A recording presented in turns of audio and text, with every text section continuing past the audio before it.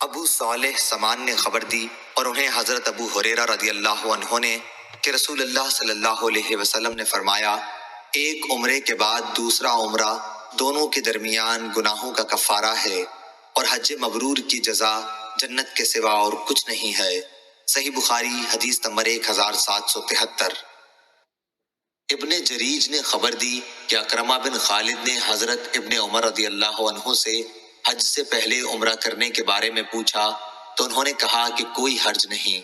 اکرمہ نے کہا، حضرت ابن عمر رضی اللہ عنہ نے بتلایا کہ نبی کریم صلی اللہ علیہ وسلم نے حج کرنے سے پہلے عمرہ ہی کیا تھا۔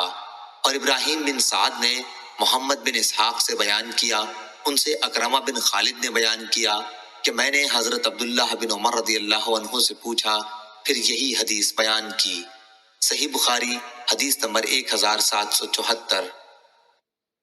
مجاہد نے بیان کیا کہ میں اور عروہ بنت زبیر مسجد نبوی میں داخل ہوئے، وہاں عبداللہ بن عمر رضی اللہ عنہ حضرت عائشہ رضی اللہ عنہا کے حجرے کے پاس بیٹھے ہوئے تھے۔ کچھ لوگ مسجد نبوی میں اشراق کی نماز پڑھ رہے تھے۔ انہوں نے بیان کیا کہ ہم نے عبداللہ بن عمر رضی اللہ تعالیٰ عنہ سے ان لوگوں کی اس نماز کے متعلق پوچھا۔ انہوں نے بیان کیا کہ ہم نے عبداللہ بن عمر سے ان لوگوں کی اس نماز کے متعلق پوچھا تو آپ نے فرمایا کہ بدعت ہے۔ پھر ان سے پوچھا کہ نبی کریم صلی اللہ علیہ وسلم نے کتنے عمرے کیے تھے؟ انہوں نے کہا کہ 4۔ ایک ان میں سے رجب میں کیا تھا، لیکن ہم نے پسند نہیں کیا کہ ان کی اس بات کی تردید کریں۔ صحیح بخاری حدیث نمبر 1775۔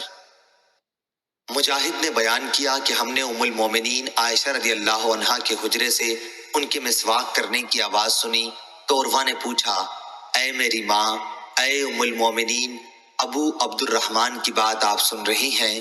عائشہ رضی اللہ عنہا نے پوچھا، وہ کیا کہہ رہے ہیں؟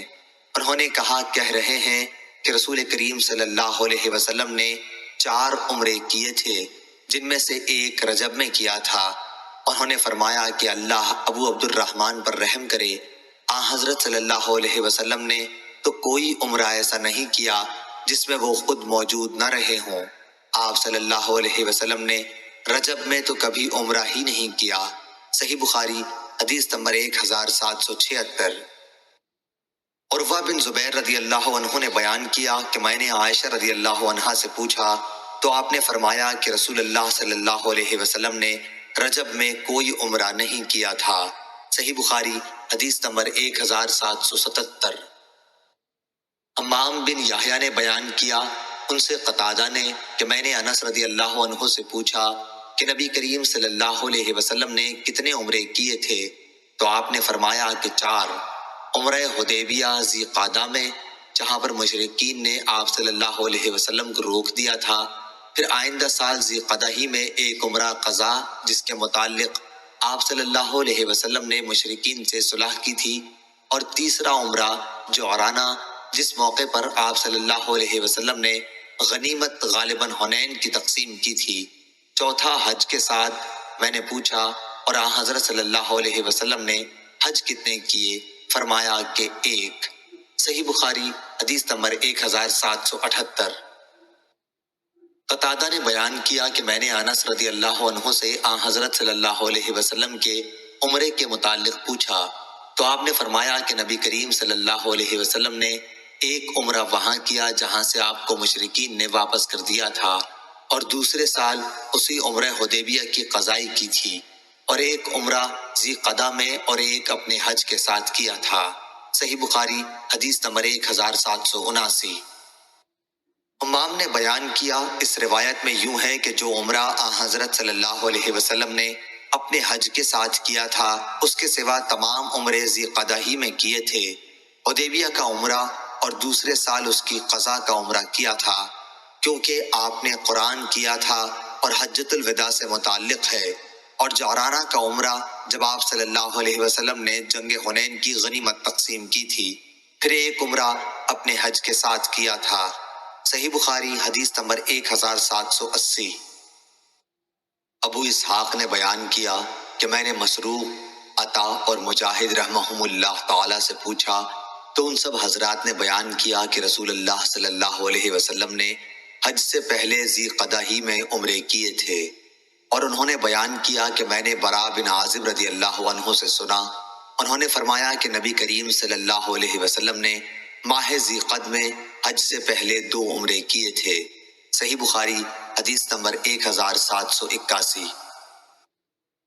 عطا بن ابی رباح نے بیان کیا کہ میں نے عبداللہ بن عباس رضی اللہ عنہ سے سنا، انہوں نے ہمیں خبر دی کہ رسول اللہ صلی اللہ علیہ وسلم نے ایک انصاری خاتون ام سنان رضی اللہ عنہا سے ابن عباس رضی اللہ عنہ نے ان کا نام بتایا تھا لیکن مجھے یاد نہ رہا، پوچھا کہ تو ہمارے ساتھ حج کیوں نہیں کرتی؟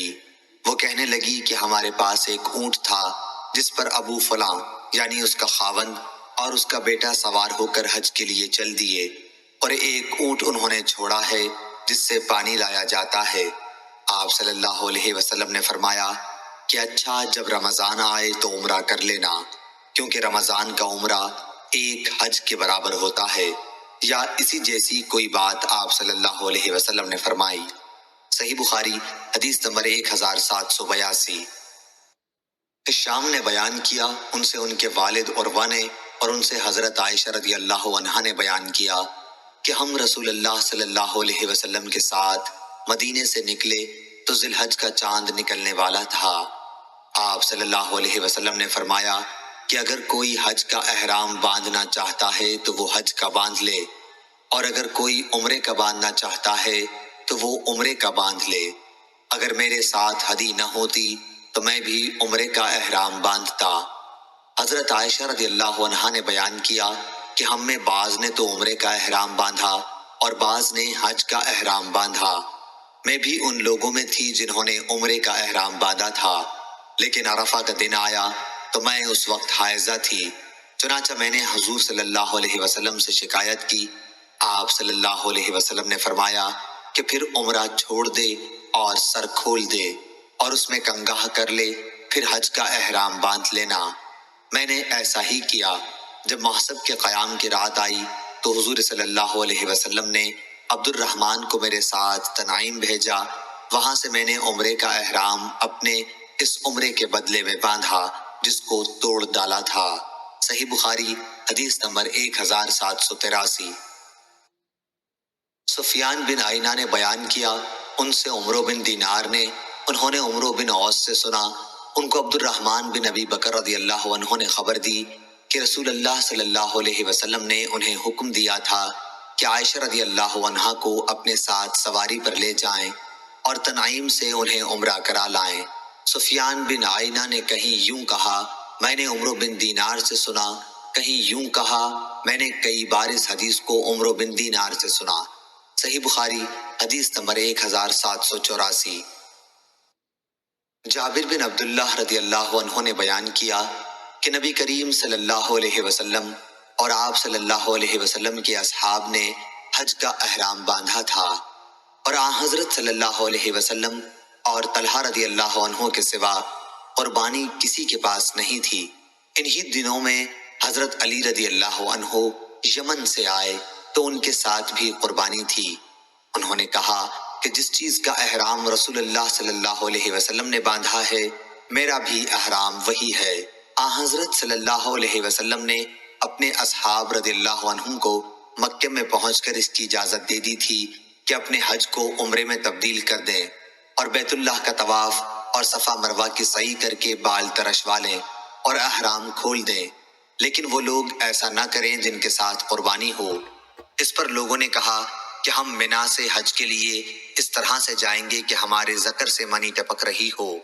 یہ بات رسول اللہ تک پہنچی تو آپ صلی اللہ علیہ وسلم نے فرمایا، جو بات اب ہوئی اگر پہلے سے معلوم ہوتی تو میں اپنے ساتھ ہدی نہ لاتا، اور اگر میرے ساتھ ہدی نہ ہوتی تو افعال عمرہ ادا کرنے کے بعد میں بھی احرام کھول دیتا۔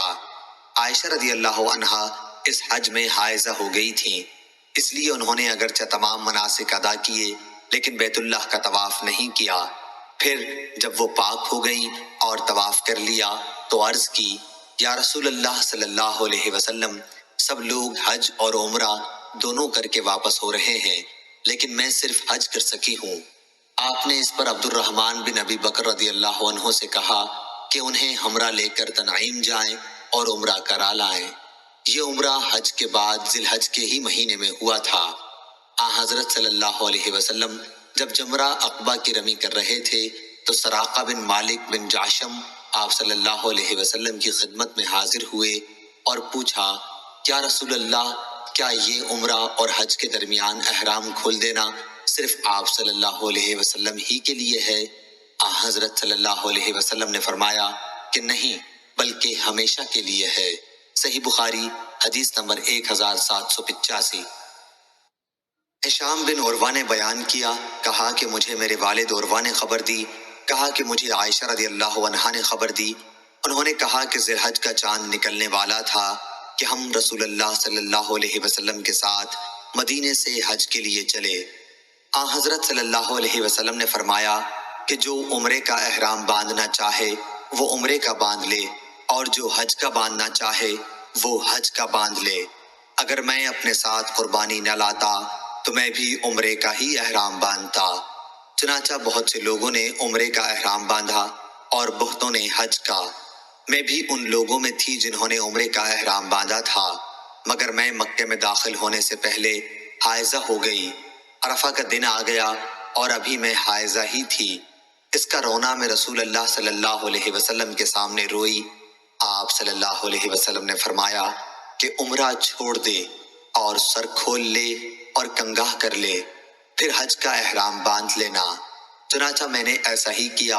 اس کے بعد جب محسب کی رات آئی تو حضرت صلی اللہ علیہ وسلم نے میرے ساتھ عبد الرحمن کو تنعیم بھیجا۔ وہ مجھے اپنی سواری پر پیچھے بٹھا کر لے گئے۔ وہاں سے عائشہ رضی اللہ عنہا نے اپنے چھوڑے ہوئے عمرے کے بجائے دوسرے عمرے کا احرام باندھا۔ اس طرح اللہ تعالیٰ نے ان کا بھی حج اور عمرہ دونوں ہی پورے کر دیے۔ نہ تو اس کے لیے انہیں قربانی لانی پڑی، نہ صدقہ دینا پڑا، اور نہ روزہ رکھنا پڑا۔ صحیح بخاری حدیث نمبر 1786۔ ابن عون نے بیان کیا، ان سے قاسم بن محمد نے، اور دوسری روایت میں ابن عون ابراہیم سے روایت کرتے ہیں اور وہ اسود سے۔ انہوں نے بیان کیا کہ حضرت عائشہ رضی اللہ عنہا نے کہا، یا رسول اللہ صلی اللہ علیہ وسلم، لوگ تو 2 نسک حج اور عمرہ کر کے واپس ہو رہے ہیں اور میں نے صرف 1 نسک حج کیا ہے۔ اس پر ان سے کہا گیا کہ پھر انتظار کریں اور جب پاک ہو جائیں تو تنعیم جا کر وہاں سے عمرے کا احرام باندھیں، پھر ہم سے فلاں جگہ آ ملیں، اور یہ کہ اس عمرے کا ثواب تمہارے خرچ اور محنت کے مطابق ملے گا۔ صحیح بخاری حدیث نمبر 1787۔ افلاح بن حمید نے بیان کیا، ان سے قاسم بن محمد نے، اور ان سے حضرت عائشہ رضی اللہ عنہا نے بیان کیا کہ حج کے مہینوں اور آداب میں ہم حج کا احرام باندھ کر مدینے سے چلے اور مقام صرف میں پڑاؤ کیا۔ نبی کریم صلی اللہ علیہ وسلم نے اپنے اصحاب سے فرمایا کہ جس کے ساتھ قربانی نہ ہو اور وہ چاہے کہ اپنے حج کے احرام کو عمرے سے بدل دے تو وہ ایسا کر سکتا ہے، لیکن جس کے ساتھ قربانی ہے وہ ایسا نہیں کر سکتا۔ نبی کریم صلی اللہ علیہ وسلم اور آپ کے بعض مقدور والوں کے ساتھ قربانی تھی، اس لیے ان کا احرام صرف عمرے کا نہیں رہا۔ پھر نبی کریم صلی اللہ علیہ وسلم میرے یہاں تشریف لائے تو میں رو رہی تھی۔ آپ صلی اللہ علیہ وسلم نے دریافت فرمایا کہ رو کیوں رہی ہو؟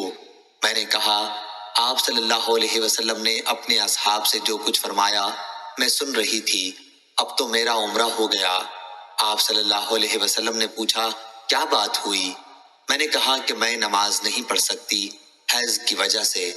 حضرت صلی اللہ علیہ وسلم نے اس پر فرمایا کہ کوئی حرج نہیں، تو بھی آدم کی بیٹیوں میں سے ایک ہے، اور جو ان سب کے مقدر میں لکھا ہے وہی تمہارا بھی مقدر ہے۔ اب حج کا احرام باندھ لے، شاید اللہ تعالیٰ تمہیں عمرہ بھی نصیب کرے۔ عائشہ رضی اللہ عنہا نے بیان کیا کہ میں نے حج کا احرام باندھ لیا۔ پھر جب ہم حج سے فارغ ہو کر اور منا سے نکل کر محسب میں اترے تو حضرت صلی اللہ علیہ وسلم نے عبد الرحمن کو بلایا اور ان سے کہا کہ اپنی بہن کو حد حرم سے باہر لے جا، تنعیم، تاکہ وہ وہاں سے عمرے کا احرام باندھ لیں، پھر طواف و سعی کرو، ہم تمہارا انتظار یہیں کریں گے۔ ہم آدھی رات کو آپ کی خدمت میں پہنچے تو آپ صلی اللہ علیہ وسلم نے پوچھا، کیا آپ فارغ ہو گئے؟ میں نے کہا ہاں۔ حضرت صلی اللہ علیہ وسلم نے اس کے بعد اپنے اصحاب میں کوچ کا اعلان کر دیا۔ بیت اللہ کا طواف ودا کرنے والے لوگ صبح کی نماز سے پہلے ہی روانہ ہو گئے اور مدینہ کی طرف چل دیے۔ صحیح بخاری حدیث نمبر 1788۔ صفوان بن یالی بن امیہ نے بیان کیا، ان سے ان کے والد نے، کہ نبی کریم صلی اللہ علیہ وسلم جعرانہ میں تھے تو آپ صلی اللہ علیہ وسلم کی خدمت میں ایک شخص حاضر ہوا، جبہ پہنے ہوئے اور اس پر خلوق یا زردی کا نشان تھا۔ اس نے پوچھا، مجھے اپنے عمرے میں آپ کس طرح کرنے کا حکم دیتے ہیں؟ اس پر اللہ تعالیٰ نے نبی کریم صلی اللہ علیہ وسلم پر وحی نازل کی اور آپ صلی اللہ علیہ وسلم پر کپڑا ڈال دیا گیا۔ میری بڑی آرزو تھی کہ جب حضور صلی اللہ علیہ وسلم پر وحی نازل ہو رہی ہو تو میں آپ صلی اللہ علیہ وسلم کو دیکھوں۔ عمر رضی اللہ عنہ نے فرمایا، یہاں آؤ۔ نبی کریم صلی اللہ علیہ وسلم پر جب وحی نازل ہو رہی ہو اس وقت تم حضور صلی اللہ علیہ وسلم کو دیکھنے کے آرزو مند ہو؟ میں نے کہا ہاں۔ انہوں نے کپڑے کا کنارہ اٹھایا اور میں نے اس میں سے آپ صلی اللہ علیہ وسلم کو دیکھا۔ آپ زور زور سے خراٹے لے رہے تھے۔ میرا خیال ہے کہ انہوں نے بیان کیا جیسے اونٹ کے سانس کی آواز ہوتی ہے۔ پھر جب وحی اترنی بند ہوئی تو آپ صلی اللہ علیہ وسلم نے فرمایا کہ پوچھنے والا کہاں ہے جو عمرے کا حال پوچھتا تھا؟ اپنا جبہ اتار دے، خلوق کے اثر کو دھو ڈال اور زعفران کی زردی صاف کر لے، اور جس طرح حج میں کرتے ہو اسی طرح اس میں بھی کرو۔ صحیح بخاری حدیث نمبر 1789۔ امام مالک نے خبر دی، انہیں ہشام بن عروہ نے، انہیں ان کے والد عروہ بن زبیر نے، کہ میں نے نبی کریم صلی اللہ علیہ وسلم کی زوجہ مطہرہ عائشہ صدیقہ رضی اللہ عنہا سے پوچھا، جبکہ ابھی میں نوعمر تھا، کہ اللہ تعالیٰ کا ارشاد ہے صفا اور مروہ دونوں اللہ تعالیٰ کی نشانیاں ہیں، اس لیے جو شخص بیت اللہ کا حج یا عمرہ کرے اس کے لیے ان کی سعی کرنے میں کوئی گناہ نہیں۔ اس لیے میں سمجھتا ہوں کہ اگر کوئی ان کی سعی نہ کرے تو اس پر کوئی گناہ نہ ہوگا۔ یہ سن کر حضرت عائشہ صدیقہ رضی اللہ عنہا نے فرمایا کہ ہرگز نہیں، اگر مطلب یہ ہوتا جیسا کہ تم بتا رہے ہو پھر تو ان کی سعی نہ کرنے میں واقعی کوئی حرج نہیں تھا، لیکن یہ آیت تو انصار کے بارے میں نازل ہوئی ہے جو منات بت کے نام کا احرام باندھتے تھے جو قدید کے مقابل میں رکھا ہوا تھا۔ وہ صفا اور مروہ کی سعی کو اچھا نہیں سمجھتے تھے۔ جب اسلام آیا تو انہوں نے رسول اللہ صلی اللہ علیہ وسلم سے اس کے بارے میں پوچھا، اور اس پر اللہ تعالیٰ نے یہ آیت نازل فرمائی کہ صفا اور مروہ دونوں اللہ تعالیٰ کی نشانیاں ہیں، اس لیے جو شخص بیت اللہ کا حج یا عمرہ کرے اس کے لیے ان کی سعی کرنے میں کوئی گناہ نہیں۔ سفیان اور ابو معاویہ نے ہشام سے یہ زیادتی نکالی ہے کہ جو کوئی صفا مروہ کا پھیرا نہ کرے تو اللہ اس کا حج اور عمرہ پورا نہ کرے گا۔ صحیح بخاری حدیث نمبر 1790۔ اسحاق بن ابراہیم نے بیان کیا، ان سے جریر نے، ان سے اسماعیل نے، ان سے عبداللہ بن ابی اوفی نے بیان کیا کہ رسول اللہ صلی اللہ علیہ وسلم نے عمرہ بھی کیا اور ہم نے بھی آپ کے ساتھ عمرہ کیا۔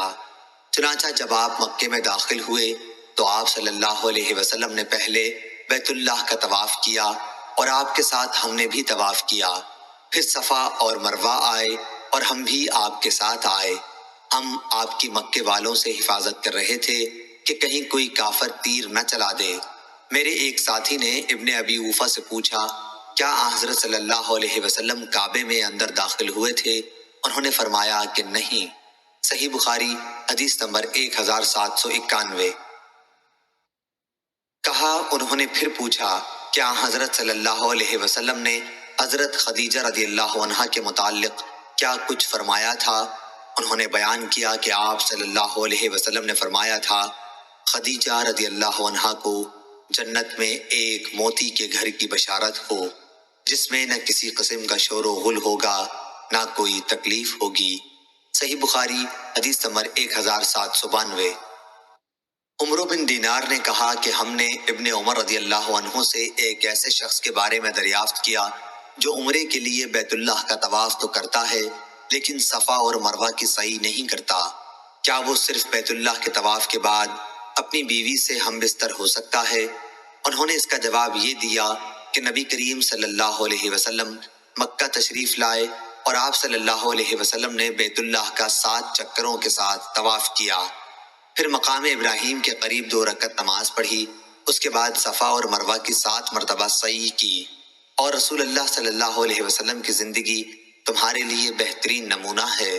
صحیح بخاری حدیث نمبر 1793۔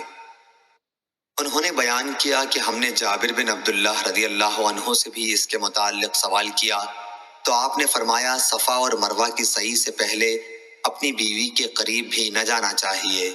صحیح بخاری حدیث نمبر 1794۔ ابو موسیٰ اشعری نے بیان کیا، انہوں نے بیان کیا کہ میں نبی کریم صلی اللہ علیہ وسلم کی خدمت میں بطحا میں حاضر ہوا۔ آپ صلی اللہ علیہ وسلم وہاں حج کے لیے جاتے ہوئے اترے ہوئے تھے۔ آپ صلی اللہ علیہ وسلم نے دریافت فرمایا کہ کیا تمہارا حج ہی کا ارادہ ہے؟ میں نے کہا جی ہاں۔ آپ صلی اللہ علیہ وسلم نے پوچھا اور احرام کس چیز کا باندھا ہے؟ میں نے کہا میں نے اسی کا احرام باندھا ہے جس کا نبی کریم صلی اللہ علیہ وسلم نے احرام باندھا ہو۔ آپ صلی اللہ علیہ وسلم نے فرمایا تو نے اچھا کیا، اب بیت اللہ کا طواف اور صفا اور مروہ کی سعی کر لے، پھر احرام کھول ڈال۔ چنانچہ میں نے بیت اللہ کا طواف کیا اور صفا اور مروہ کی سعی، پھر میں بنو قیس کی ایک عورت کے پاس آیا اور انہوں نے میرے سر کی جوئیں نکالی۔ اس کے بعد میں نے حج کا احرام باندھا۔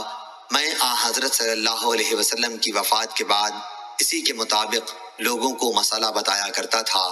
جب عمر رضی اللہ عنہ کی خلافت کا دور آیا تو آپ صلی اللہ علیہ وسلم نے فرمایا کہ ہمیں کتاب اللہ پر عمل کرنا چاہیے کہ اس میں ہمیں حج اور عمرہ پورا کرنے کا حکم ہوا ہے، اور رسول اللہ صلی اللہ علیہ وسلم کی سنت پر عمل کرنا چاہیے کہ اس وقت آپ نے احرام نہیں کھولا تھا جب تک ہدی کی قربانی نہیں ہو گئی تھی، لہٰذا ہدی ساتھ لانے والوں کے واسطے ایسا ہی کرنے کا حکم ہے۔ صحیح بخاری حدیث نمبر 1795۔ عمروں نے خبر دی انہیں ابو الاسود نے کہ اسماء بنت ابی بکر رضی اللہ عنہا کے غلام عبداللہ نے ان سے بیان کیا، انہوں نے اسماء رضی اللہ عنہا سے سنا تھا، وہ جب بھی حجون پہاڑ سے ہو کر گزرتی تو یہ کہتی رحمتیں نازل ہوں اللہ کی محمد صلی اللہ علیہ وسلم پر۔ ہم نے آپ صلی اللہ علیہ وسلم کے ساتھ یہی قیام کیا تھا۔ ان دنوں ہمارے سامان بہت ہلکے پھلکے تھے، سواریاں اور زاد راہ کی بھی کمی تھی۔ میں نے، میری بہن عائشہ رضی اللہ عنہا نے، زبیر اور فلاں فلاں رحمہ اللہ نے عمرہ کیا، اور جب بیت اللہ کا طواف کر چکے تو صفا اور مروہ کی سعی کے بعد ہم حلال ہو گئے۔ حج کا احرام ہم نے شام کو باندھا تھا۔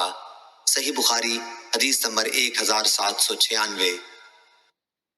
امام مالک نے خبر دی انہیں نافع نے اور انہیں حضرت عبداللہ بن عمر رضی اللہ عنہ نے کہ رسول اللہ صلی اللہ علیہ وسلم جب کسی غزوہ یا حج و عمرے سے واپس ہوتے تو جب بھی کسی بلند جگہ چڑھاؤ ہوتا تو 3 مرتبہ اللہ اکبر کہتے اور یہ دعا پڑھتے، اللہ کے سوا کوئی معبود نہیں، وہ اکیلا ہے، اس کا کوئی شریک نہیں، ملک اسی کا ہے اور حمد اسی کے لیے ہے، وہ ہر چیز پر قادر ہے، ہم واپس ہو رہے ہیں توبہ کرتے ہوئے، عبادت کرتے ہوئے، اپنے رب کے حضور سجدہ کرتے ہوئے اور اس کی حمد کرتے ہوئے۔